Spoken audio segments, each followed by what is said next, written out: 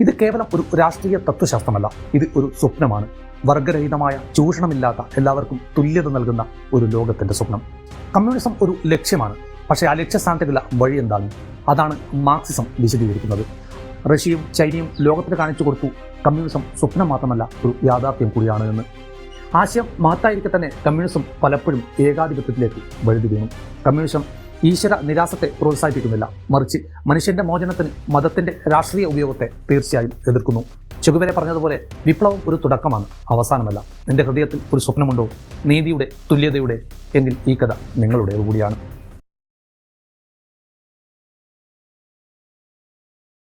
1848 യൂറോപ്പിലെ ഒരു തണുപ്പ് കാലം. ഫാക്ടറികളിൽ തൊഴിലാളികൾ കഷ്ടപ്പെട്ട് പണിയെടുക്കുന്ന തിരക്കിലാണ്. കുട്ടികൾ യന്ത്രങ്ങളുടെ ഇടയിലൂടെ ഓടി നടക്കുന്നു. മുതലാളിമാർ രാജാക്കന്മാരെ പോലെ കൊട്ടാരങ്ങളിൽ വസിക്കുന്നു. ഈ അനീതിയുടെ ഇരുട്ടിൽ ഒരു യുവാവ് തൻ്റെ സുഹൃത്തിനോടൊപ്പം ആ തെരുവിലിരുന്ന് ഒരു സ്വപ്നം കാണുന്നു. എല്ലാവർക്കും എല്ലാം, ഓരോരുത്തർക്കും അവരവരുടെ ആവശ്യമനുസരിച്ച്. ഈ വാക്കുകൾ ഒരു തീപ്പൊരിയായി. ലോകത്തെ മാറ്റിമറിക്കാൻ പോകുന്ന ഒന്ന്.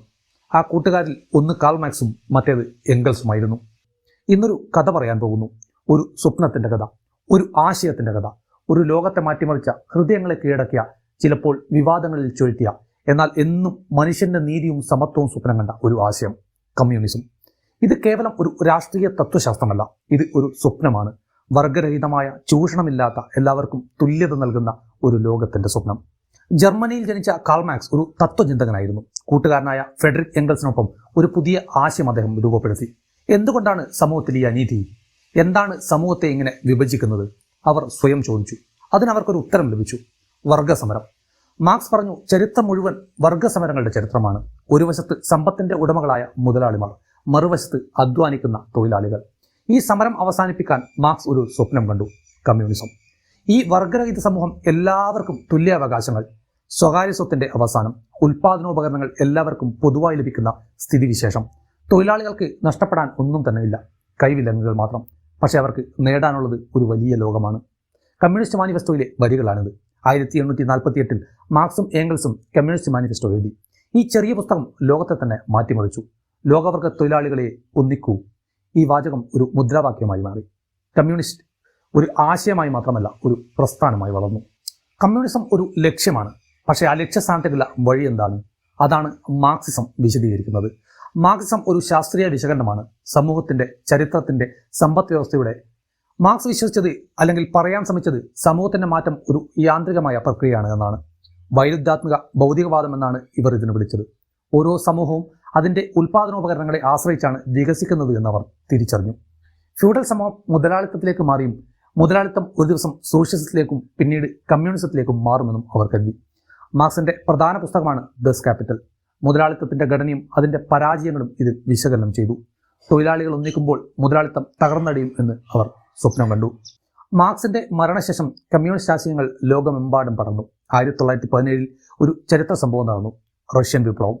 വ്ളാദിമിർ ലെനിൻ എന്ന മനുഷ്യൻ മാർക്സിന്റെ ആശയങ്ങളെ പ്രായോഗികമാക്കി. റഷ്യയിലെ തൊഴിലാളികളും കർഷകരും ചേർന്ന് സർ ഭരണകൂടത്തെ താഴെയിട്ടു. ലെനിൻ പറഞ്ഞു, കമ്മ്യൂണിസം ഒരു ദിവാസ്വപ്നമല്ല, അത് നമുക്ക് നിർമ്മിക്കാൻ കഴിയുന്ന ഒരു യാഥാർത്ഥ്യമാണ്. സോവിയറ്റ് യൂണിയൻ ജനിച്ചു, ലോകത്തെ ആദ്യത്തെ കമ്മ്യൂണിസ്റ്റ് ഭരണകൂടം. 1949 ചൈനയിൽ മാവോ സേതുങ് മറ്റൊരു വിപ്ലവത്തിന് നേതൃത്വം നൽകി. കർഷകരെ അണിനിരത്തി മാവോ ചൈനയെ ഒരു കമ്മ്യൂണിസ്റ്റ് രാഷ്ട്രമാക്കി. വിപ്ലവം ഒരു അത്താഴ വിരുന്നല്ല, അതൊരു പോരാട്ടമാണെന്ന് മാവോ പറഞ്ഞു. റഷ്യയും ചൈനയും ലോകത്തിന് കാണിച്ചു കൊടുത്തു കമ്മ്യൂണിസം സ്വപ്നം മാത്രമല്ല, ഒരു യാഥാർത്ഥ്യം കൂടിയാണ് എന്ന്. ക്യൂബയിൽ ഫിദൽ കാസ്ട്രോയും ചെഗുവേരയും, വിയറ്റ്നാമിൽ ഹോ ചി മിനും, ലോകമെമ്പാടുമുള്ള കമ്മ്യൂണിസ്റ്റ് പ്രസ്ഥാനങ്ങൾ അങ്ങനെ ഉയർന്നു വന്നുകൊണ്ടിരുന്നു. എന്നാൽ ഈ വിജയങ്ങൾക്കൊപ്പം വെല്ലുവിളികളും കടന്നു വന്നു. സ്റ്റാലിന്റെ ഭരണത്തിൽ റഷ്യയിൽ നടന്ന ശുദ്ധീകരണങ്ങൾ, ചൈനയിലെ സാംസ്കാരിക വിപ്ലവം, കമ്മ്യൂണിസം എല്ലായിടത്തും ഒരുപോലെ തിളങ്ങിയില്ല. പക്ഷേ ആശയം അപ്പോഴും ജീവിച്ചു. ആശയം മഹത്തായിരിക്കെ തന്നെ കമ്മ്യൂണിസം പലപ്പോഴും ഏകാധിപത്യത്തിലേക്ക് വഴുതി വീണു. 1920കളിൽ ഇന്ത്യ ബ്രിട്ടീഷ് കോളനി വാഴ്ചയുടെ കീഴിലായിരുന്നു. കർഷകർ കടക്കണിയിൽ, തൊഴിലാളികൾ ചൂഷണത്തിനിരയായിക്കൊണ്ടിരുന്നു. ജനങ്ങൾ സ്വാതന്ത്ര്യത്തിനായി ദാഹിച്ചു. ഈ അനീതിയുടെ ഇരുട്ടിൽ കമ്മ്യൂണിസം ഇന്ത്യയിൽ വേരുറപ്പിച്ചു. 1925 communist party of India (CPI) രൂപീകൃതമായി. NM റോയ്, SA ഡാംഗെ, മുസാഫർ അഹമ്മദ് തുടങ്ങിയവർ ഈ പ്രസ്ഥാനത്തിന്റെ തുടക്കക്കാരായിരുന്നു. അവർ സ്വാതന്ത്ര്യത്തിനു വേണ്ടി മാത്രമല്ല, സാമൂഹിക നീതിക്ക് വേണ്ടിയും പോരാടിക്കൊണ്ടിരുന്നു. 1930കളിൽ ഇന്ത്യയിലെ തൊഴിലാളികളും കർഷകരും കമ്മ്യൂണിസ്റ്റ് പാർട്ടിയുടെ കീഴിൽ സംഘടിതമായി. 1946 നാവിക കലാപം, തെലങ്കാന കർഷക സമരം ഇവയെല്ലാം കമ്മ്യൂണിസ്റ്റ് ആശയങ്ങളുടെ ശക്തി കാണിച്ചു. കേരളത്തിലും ബംഗാളിലും കമ്മ്യൂണിസ്റ്റ് പാർട്ടി ജനകീയമായി.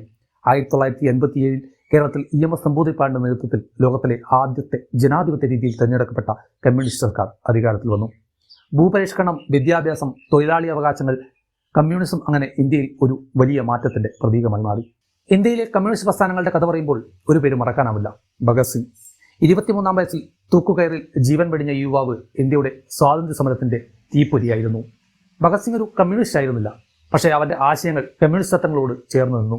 ഇൻകുലാബ് സിന്ദാബാദ് എന്ന അവന്റെ മുദ്രാവാക്യം സാമ്രാജ്യത്വത്തിനെതിരെ മാത്രമല്ല, ചൂഷണത്തിനെതിരെയും കൂടിയായിരുന്നു. ഭഗത് സിംഗ് ലെനിന്റെ പുസ്തകങ്ങളിൽ ആകൃഷ്ടനായി മാർക്സിന്റെ ആശയങ്ങൾ പഠിച്ചു. 1928-ൽ സൈമൺ കമ്മീഷനെതിരെ പ്രതിഷേധിച്ചപ്പോൾ അവൻ ചുവന്ന കൊടി ഉയർത്തി. 1929-ൽ ബ്രിട്ടീഷ് അസംബ്ലിയിലേക്ക് അവർ ബോംബെറിഞ്ഞു. ആരെയും കൊല്ലാൻ വേണ്ടിയായിരുന്നില്ല, ഒരു സന്ദേശം നൽകാൻ. ഇതേ വഴിയിൽ സഞ്ചരിച്ച മറ്റൊരു വിപ്ലവകാരിയാണ് ഉദ്ധം സിംഗ്. 1919-ലെ ജാലിയൻ വാലാബാഗ് കൂട്ടക്കൊലയുടെ ദൃക്സാക്ഷിയായ ഉദ്ധം പ്രതികാരത്തിന്റെ തീയിൽ അമർന്നു കത്തി. 1940-ൽ ലണ്ടനിൽ വെച്ച് ജാലിയൻ വാലാബാഗിന്റെ ഉത്തരവാദിയായ മൈക്കൽ ഒഡ്വെയറിനെ അവൻ വെടിവെച്ചു കൊന്നു. ഉദ്ധം സിംഗിന്റെ പ്രവർത്തനങ്ങൾ കമ്മ്യൂണിസ്റ്റ് പാർട്ടിയുമായോ പ്രസ്ഥാനവുമായോ നേരിട്ട് ബന്ധപ്പെട്ടില്ല. പക്ഷേ അവന്റെ ലക്ഷ്യം അനീതിക്കെതിരായ പോരാട്ടം കമ്മ്യൂണിസ്റ്റ് ആശയങ്ങളോട് ചേർന്ന് നിന്നു. ഞാനൊരു വിപ്ലവകാരിയാണ്, അവൻ പറഞ്ഞു. എൻ്റെ ജനതയുടെ മോചനമാണ് എൻ്റെ ലക്ഷ്യം. കമ്മ്യൂണിസവും ഈശ്വരവിശ്വാസവും തമ്മിൽ എന്താണ് ബന്ധം? മാർക്സ് ഒരിക്കൽ പറയുകയുണ്ടായി, മതം മനുഷ്യനെ മയക്കുന്ന കറുപ്പാണ് എന്ന്. അദ്ദേഹത്തിന്റെ അഭിപ്രായത്തിൽ മതം ചൂഷണത്തിന്റെ ഒരു ഉപകരണമാണ്, ജനങ്ങളെ അടക്കി നിർത്താൻ. പക്ഷേ ഇത് എല്ലാ കമ്മ്യൂണിസ്റ്റുകളും അംഗീകരിച്ചില്ല. ഇന്ത്യയിലെ കമ്മ്യൂണിസ്റ്റ് നേതാക്കൾ മതത്തെ സമീപിച്ചത് കുറച്ചുകൂടി വ്യത്യസ്തമായിരുന്നു. EMSനെ പോലുള്ളവർ മതത്തെ സാംസ്കാരികമായി സ്വീകരിച്ചു, പക്ഷേ അതിൻ്റെ ചൂഷണ സ്വഭാവത്തെ വിമർശിച്ചു. കേരളത്തിലെ കമ്മ്യൂണിസ്റ്റ് പ്രസ്ഥാനം ഹിന്ദുക്കളെയും മുസ്ലിങ്ങളെയും ക്രിസ്ത്യാനികളെയും ഒരുപോലെ ആകർഷിച്ചു. കമ്മ്യൂണിസം ഈശ്വര നിരാസത്തെ പ്രോത്സാഹിപ്പിക്കുന്നില്ല, മറിച്ച് മനുഷ്യന്റെ മോചനത്തിന് മതത്തിന്റെ രാഷ്ട്രീയ ഉപയോഗത്തെ തീർച്ചയായും എതിർക്കുന്നു. ഇന്ന് 21-ാം നൂറ്റാണ്ടിൽ കമ്മ്യൂണിസം എന്താണ് അർത്ഥമാക്കുന്നത്? മുതലാളിത്തം ലോകത്തെ ആധിപത്യം ചെയ്യുന്നു, പക്ഷേ അസമത്വം വർദ്ധിച്ചുകൊണ്ടേയിരിക്കുന്നു. ശതകോടീശ്വരന്മാർ സമ്പത്ത് കുന്നുകൂട്ടുമ്പോൾ കോടിക്കണക്കിന് ആളുകൾ ദാരിദ്ര്യത്തിൽ ജീവിക്കുന്നു. കമ്മ്യൂണിസം ഇന്നും പ്രസക്തമാണ്, കാരണം അത് ചോദിക്കുന്നു, എന്തുകൊണ്ടാണ് ഈ അനീതി? എന്തുകൊണ്ടാണ് സമ്പത്ത് ചുരുക്കം ചിലർ കൈകളിൽ? കേരളത്തിലെ ഭൂപരിഷ്കരണം, ബംഗാളിലെ തൊഴിലാളി അവകാശങ്ങൾ, ഇവ കമ്മ്യൂണിസത്തിന്റെ സാമൂഹിക സംഭാവനകൾ കൂടിയാണ്. നമ്മുടെ കഥ എവിടെ അവസാനിക്കുന്നില്ല. കമ്മ്യൂണിസം ഒരു ആശയമാണ്. അതൊരു മനുഷ്യന്റെ നീതിയും സമത്വവും സ്വപ്നം കാണുന്നിടത്തോളം ജീവിക്കുക തന്നെ ചെയ്യും. മാർക്സിന്റെ തത്വചിന്തകൾ, ലെനിന്റെ വിപ്ലവങ്ങൾ, ഭഗത് സിംഗിന്റെ ത്യാഗം, ഇവയെല്ലാം നമ്മെ ഓർമ്മിപ്പിക്കുന്നു ഒരു നല്ല ലോകം സാധ്യമാണ് എന്ന്. ചെഗുവേര പറഞ്ഞതുപോലെ, വിപ്ലവം ഒരു തുടക്കമാണ്, അവസാനമല്ല. നിന്റെ ഹൃദയത്തിൽ ഒരു സ്വപ്നമുണ്ടോ, നീതിയുടെ, തുല്യതയുടെ, എങ്കിൽ ഈ കഥ നിങ്ങളുടേത് കൂടിയാണ്. ഞങ്ങളും നിങ്ങളും എന്ന് വേർതിരിവില്ലാതെ കഷ്ടപ്പെടുന്നവന്റെ, അവഗണിക്കപ്പെടുന്നവന്റെ, സ്ത്രീകളുടെ, കർഷകരുടെ, അങ്ങനെ എല്ലാ മനുഷ്യരുടെയും സമത്വസുന്ദരമായ ഒരു ലോകമാണ് കമ്മ്യൂണിസം സ്വപ്നം കാണുന്നത്. മറ്റൊരു വീഡിയോയുമായി നമുക്ക് വീണ്ടും കാണാം.